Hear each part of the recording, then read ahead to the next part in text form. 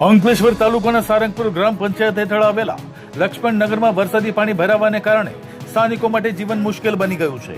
છેલ્લા 2 દિવસથી વરસી રહેલા વરસાદ બાદ માર્ગ પર પાણી ભરાઈ જતા અવરજવર ગંભીર રીતે પ્રભાવિત થઈ છે।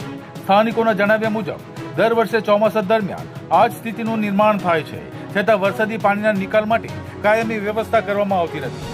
પરિણામે માર્ગ તળાવમાં ફેરવાઈ ગયો છે અને લોકોને પાણીમાંથી પસાર થવા મજબૂર થવું પડી રહ્યું છે। સૌથી વધુ મુશ્કેલી વિદ્યાર્થીઓને પડી રહી છે।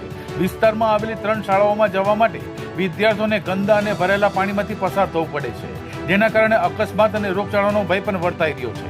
સ્થાનિક રહીશોનું કહેવું છે કે પાણી ભરાવાની સમસ્યા હવે કાયમી બની ગઈ છે, પરંતુ જવાબદાર તંત્ર દ્વારા હજુ સુધી અસરકારક ઉકેલ લાવવામાં આવ્યો નથી। હવે સ્થાનિકોએ સારંગપુર ગ્રામ પંચાયત અને સંબંધિત તંત્ર સમક્ષ માંગ ઉઠાવી છે કે માત્ર તાત્કાલિક પાણીનો નિકાલ નહીં, પરંતુ વરસાદી પાણીની कायमी ड्रेनेज व्यवस्था ऊभी કરીને આ સમસ્યાનો હંમેશા માટે ઉકેલ લાવવામાં આવે।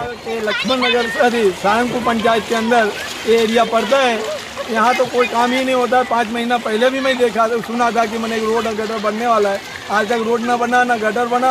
आज की हालत देखिए, बच्चे लोग का निकलना चलना मुश्किल हो गया। बच्चे स्कूल कैसे आएंगे जाएंगे क्या करेंगे वो मुश्किल हो गया है।